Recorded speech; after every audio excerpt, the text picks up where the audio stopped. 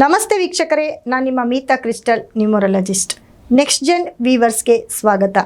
ನೋಡಿ, ಸೆಪ್ಟೆಂಬರ್ ತಿಂಗಳ 14ರಿಂದ 22ನೇ ತಾರೀಕರ ವಾರ ಭವಿಷ್ಯವನ್ನು ಪ್ರತಿಯೊಂದು ರಾಶಿಗೆ ಅಂದರೆ 12 ರಾಶಿಗೆ ಯಾವ ಒಂದು ಫಲ ಮತ್ತು ಅಶುಭ ಫಲಗಳನ್ನ ಕೊಡ್ತವೆ, ಶುಭ ಫಲಗಳನ್ನ ಕೊಡ್ತವೆ, ಮತ್ತು ಗ್ರಹಗಳ ಬದಲಾವಣೆಯಿಂದ ಯಾವ ರೀತಿ ವ್ಯತ್ಯಾಸ ಆಗುತ್ತೆ ಅನ್ನೋದನ್ನು ನೋಡ್ತಾ ಬರೋಣ.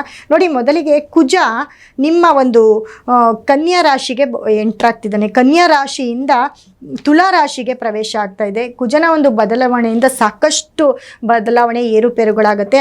ಅದೇ ರೀತಿ ಸೂರ್ಯ ಮತ್ತು ಬುಧ ಸಿಂಹ ರಾಶಿಯಿಂದ ಕನ್ಯಾ ರಾಶಿಗೆ ಪ್ರವೇಶ ಆಗ್ತಿದೆ.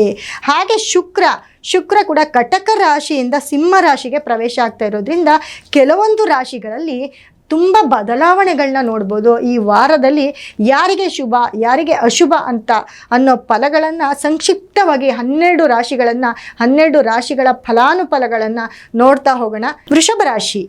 ವೃಷಭ ರಾಶಿಯವರಿಗೆ ಈ ಗ್ರಹಗಳ ಬದಲಾವಣೆಯಿಂದ ನೋಡಿ, ಈ ವಾರದಲ್ಲಿ ಏನಪ್ಪ ಅಂತಂದರೆ, ವೃಷಭ ರಾಶಿಯವರಿಗೆ ರಾಶಿಯಾಧಿಪತಿ ಶುಕ್ರ 4ನೇ ಮನೆಗೆ ಹೋಗಿರೋದು. 4ನೇ ಮನೆ ಅಂತಂದರೆ ಎಲ್ಲೋ ಒಂದು ಕಡೆ ನಿಮ್ಮ ಒಂದು ಶುಕ್ರ ಸೂರ್ಯನ ಮನೆಗೆ ಹೋಗಿರೋದ್ರಿಂದ ಎಲ್ಲೋ ಒಂದು ಕಡೆ ನಿಮ್ಮ ತಾಯಿಗೆ ಸ್ವಲ್ಪ, ನಿಮ್ಮ ತಾಯಿ ಆಗಿರ್ಬೋದು, ತಾಯಿ ಚಿಕ್ಕಮ್ಮ ಆಗಿರ್ಬೋದು, ಅಥವಾ ತಾಯಿ ಸ್ಥಾನದಲ್ಲಿ ಯಾರೇ ಇರ್ಬೋದು, ಅವರಿಗೆ ಏನಾದರೂ ನೀವು ಖರ್ಚು ಮಾಡಬೇಕಾಗಿರೋಂತಹ ಸಂದರ್ಭ ಬರುತ್ತೆ. ಖರ್ಚು ಅಂತಂದರೆ ಅವರ ಬಟ್ಟೆ ಬರೀ ಏನಾದರೂ ಸರಿ, ಏನಾದರೂ ಒಂದು ಕೊಡಿಸ್ಬೇಕಾಗುತ್ತೆ.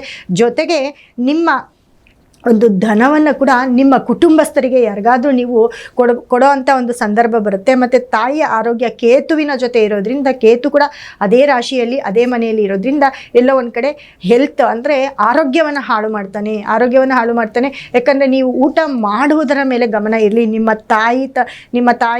ತಾಯಿಯ ಸ್ಥಾನದಲ್ಲಿ ಯಾರೇ ಇದ್ದರೂ ಅವರ ಆರೋಗ್ಯದ ಕಡೆ ಗಮನವನ್ನು ಕೊಡಿ. ಹಾಗೆ 2ನೇ ಮನೆಯಲ್ಲಿ ಗುರು, ಧನಸ್ಥಾನದಲ್ಲಿ ಗುರು ಇರೋದ್ರಿಂದ ಎಲ್ಲೋ ಒಂದು ಕಡೆ ನೀವು ತುಂಬ ದುಡ್ಡನ್ನು ನೋಡ್ತಾ ಹೋಗ್ತೀರಿ.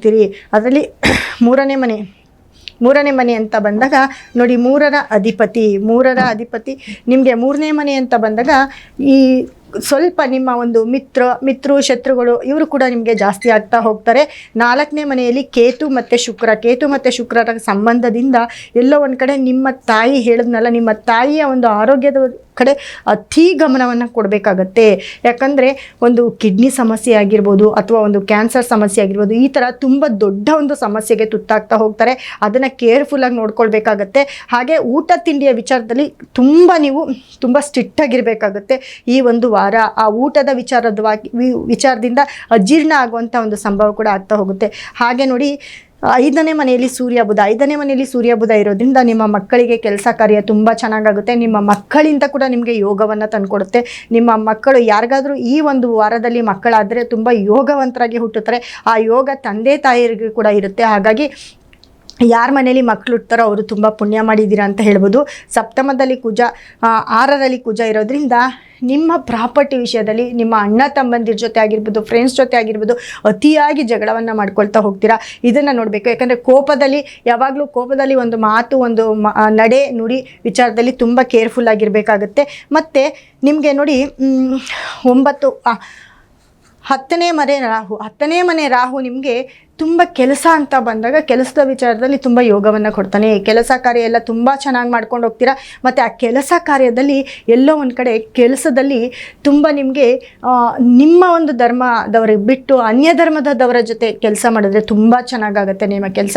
ಆದರೆ ಆ ಕೆಲಸದಲ್ಲೂ ಕೂಡ ಎಲ್ಲೋ ಒಂದು ಕಡೆ ಮೋಸ ಹೋಗ್ಬೋದು. ನಿಮ್ಮ ಹಿತಶತ್ರುಗಳು ಜಾಸ್ತಿ ಆಗ್ತಾರೆ ಅನ್ನೋದನ್ನ ಮರಿಬೇಡಿ. ನಿಮ್ಮ ಹಿತಶತ್ರುಗಳಿಂದ ನೀವು ತಪ್ಪಿಸ್ಕೊಳ್ಬೇಕು. ಅಂದರೆ ನಿಮ್ಮ ಯಾವುದೇ ಒಂದು ಸೀಕ್ರೆಟ್ ವಿಷಯನ ಯಾರಿಗೂ ಹೇಳಬಾರ್ದಾಗಿರುತ್ತೆ. ಅದರ ಜೊತೆಗೆ ನೋಡಿ, ಶನಿ 11ನೇ ಮನೆಯಲ್ಲಿರೋದ್ರಿಂದ ನಿಮ್ಮ ಮನೆಯ ಯಾವುದಾದ್ರೂ ಒಂದು ದುಡ್ಡಾಗಿರ್ಬೋದು, ಅಥವಾ ಗೋಲ್ಡ್ ಆಗಿರ್ಬೋದು, ಅಥವಾ ಏನೇ ವಸ್ತು ಆಗಿರ್ಬೋದು, ಅದನ್ನು ನಿಮ್ಮ ಕುಟುಂಬದವರಿಗೆ ಯಾರಿಗಾದರೂ ಸೇರೋ ಅಂಥ ಒಂದು ಟೈಮು ಅದು ಬಂದಿರುತ್ತೆ. ಅದನ್ನು ಜೋಪಾನವಾಗಿ ನೋಡ್ಕೊಳ್ಬೋದು. ಅಥವಾ ನಿಮಗೆ ಗೊತ್ತಿಲ್ದಿರ ಅವ್ರ ಹತ್ರ ಹೋಗಿರ್ಬೋದು, ಅಥವಾ ನಿಮಗೆ ಗೊತ್ತಾಗಿ ಅವ್ರಿಗೆ ನೀವೇ ಕೊಡ್ಬೋದು, ಅದನ್ನು ನೀವು ಕಳ್ಕೊಳ್ಬೋದು. ಇದೆಲ್ಲವೂ ಕೂಡ ಆಗ್ತದೆ. ಅದರಿಂದ ವೃಷಭ ರಾಶಿಯವರು ಈ ವಿಚಾರದಲ್ಲಿ ಅತಿ ಹೆಚ್ಚಿನ ಗಮನವನ್ನು ಕೊಡಬೇಕು. ಮತ್ತು ಶನಿಯ ದೃಷ್ಟಿ ರಾಶಿಯ ಮೇಲೆ ಬೀಳೋದ್ರಿಂದ ಮಾತಿನ ಮನೆ ಅತಿ ಎಚ್ಚರಿಕೆಯಾಗಿರಬೇಕು. ಜೊತೆಗೆ ಮಕ್ಕಳ ವಿಚಾರದಲ್ಲಿ ಕೂಡ ಅತಿ ಎಚ್ಚರಿಕೆಯಿಂದ ಇರಬೇಕು. ನಿಮ್ಮ ಗುಟ್ಟು ಯಾವುದಾದ್ರೂ ಒಂದು ಗುಟ್ಟು ರಟ್ಟಾಗುವಂತಹ ಒಂದು ಸಂದರ್ಭ ಬಂದಿರುತ್ತೆ, ಅದನ್ನು ಕೂಡ ಅತಿ ಹೆಚ್ಚು ಗಮನದಲ್ಲಿಟ್ಕೊಳ್ಬೇಕು. ಇದಕ್ಕೆ ನೀವು ಪರಿಹಾರ ಮಾಡಿಕೊಳ್ಳೇಬೇಕು. ಪರಿಹಾರ ಅಂದರೆ ನಿಮ್ಮ ರಾಶಿಯಾಧಿಪತಿ ಶುಕ್ರನನ್ನು ಆರಾಧಿಸಬೇಕು, ಶುಕ್ರನ ಟೆಂಪಲ್ಗೆ ಹೋಗಬೇಕು. ಶುಕ್ರವಾರದ ದಿನ ನೀವು ತುಪ್ಪದ ದೀಪ ಹಚ್ಚಿದ್ರೆ ತುಂಬ ಒಳ್ಳೆಯದಾಗುತ್ತೆ ಮನೆಯಲ್ಲಿ. ಅದರ ಜೊತೆ ನೀವು ನಿಮ್ಮ ಮನೆಯಲ್ಲಿ ಅವರೆಕಾಳನ್ನು ಅತಿ ಹೆಚ್ಚು ಅವರೆಕಾಳನ್ನು ತಂದು ನೀವು ಸ್ಟಾಕ್ ಇಟ್ಟರೆ ಅದು ಕೂಡ ನಿಮಗೆ ತುಂಬ ಒಳ್ಳೆಯದಾಗುತ್ತೆ. ಜೊತೆಗೆ ಶುಕ್ರನ ಒಂದು ಬ್ರೇಸ್ಲೆಟ್ ಆಗಿರ್ಬೋದು, ಒಂದು ಸ್ಟೋನ್ ಆಗಿರ್ಬೋದು, ನೀವು ತೊಗೊಂಡೋಗಿ ನಿಮ್ಮ ಮನೇಲಿ ಇಟ್ಕೊಳ್ಳಿ, ತುಂಬ ಖಂಡಿತ ಒಳ್ಳೆಯದಾಗುತ್ತೆ. ಆ ಒಂದು ಬ್ರೇಸ್ಲೆಟು ಸ್ಟೋನನ್ನು ಕಂಪ್ಲೀಟು ನೀವು ಅದನ್ನು ಡೈಲಿ ಮುಟ್ಟಿ ನೀವು ಅದನ್ನು ಪೂಜೆ ಮಾಡ್ತಾಯಿದ್ರೆ ಖಂಡಿತವಾಗ್ಲೂ ನೀವು ಈ ಪ್ರಾಬ್ಲಮಿಂದ ಹೊರಗಡೆ ಬರ್ತೀರಾ ಅಂತ ಹೇಳ್ತಾ ಮುಂದಿನ ವಿಡಿಯೋದಲ್ಲಿ ಸಾಕಷ್ಟು ಮಾಹಿತಿಯನ್ನು ಕೊಡ್ತಾ ಹೋಗ್ತೇನೆ.